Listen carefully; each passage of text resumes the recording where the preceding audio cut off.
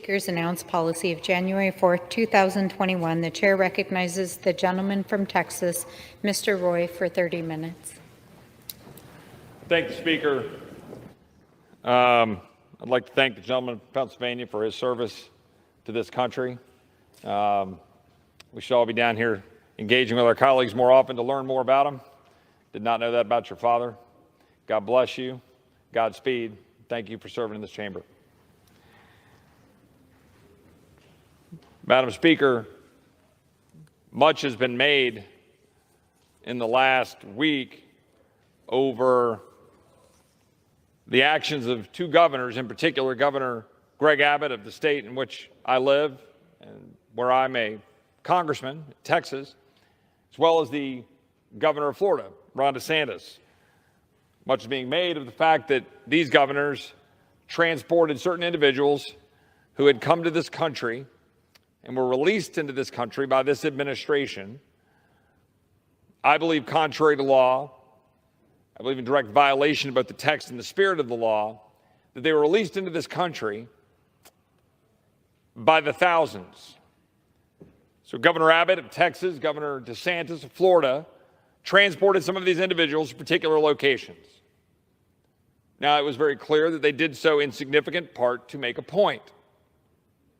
And that point is that our states are bearing the brunt of an administration's policies that are purposefully allowing our border to be operationally controlled by cartels to the detriment of the American people. That's what's happening. So kudos to Governor DeSantis, kudos to Governor Abbott for bringing to light a problem which is being ignored by the leftist press that refuses to bring the truth to the American people. So 50 people get transported to Martha's Vineyard and the entire wine and cheese circuit loses their collective mind. Oh no! What have you done? Oh, cries of politicization of human beings, using them as pawns. But who is it who are using these individuals as pawns?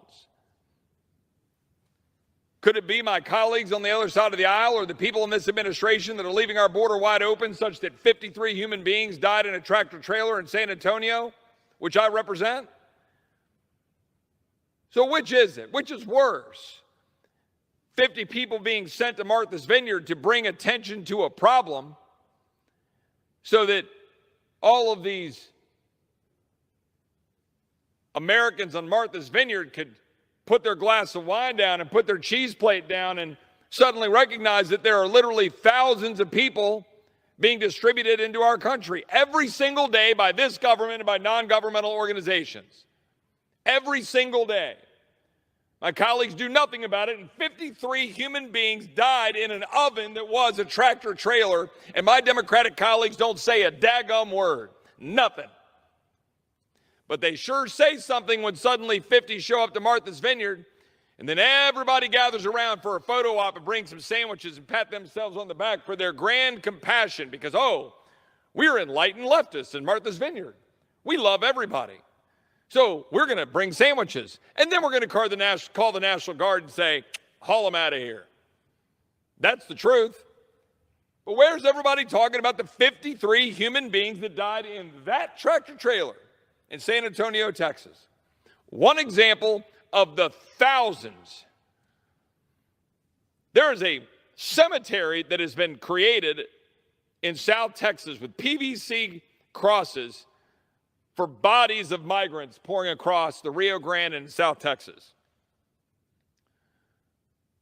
That's what's happening to these people, getting sold into the sex trafficking trade, being abused by cartels, bodies littering ranches, dying in the Rio Grande River, dying in trucks. Here in Washington, D.C., while the mayor of D.C. complains about, oh, we're now a border city, or the city councilwoman who said, well, we don't have the infrastructure for this. Well, welcome to the party. Because that city councilwoman declared D.C. a sanctuary city. That city councilwoman called for the abolition of ICE. And prior to the individuals being delivered to D.C. by Governor Abbott to the steps of the vice president who's supposedly in charge of securing the border, but can't find her way to the border if you give her a map and a plane ticket to get there. 73 human beings were found in the nation's capital in a stash house right here within a couple of miles of this building, 12 of whom were kids. Where are my Democratic colleagues? Burying their head in the sand because it's not politically expedient to acknowledge that open borders results in dead migrants, dead Americans, empowerment of cartels, empowerment of China, and a danger to the American people and our national security, while almost 100 individuals associated with terrorist countries or terrorist organizations have now been apprehended coming across our border, not even dealing with the million people that were gotaways.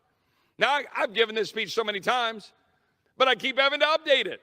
I keep having to come down to the floor and talk about what's happening in Texas, what's happening to our people. Now let's talk about what's happening to Americans.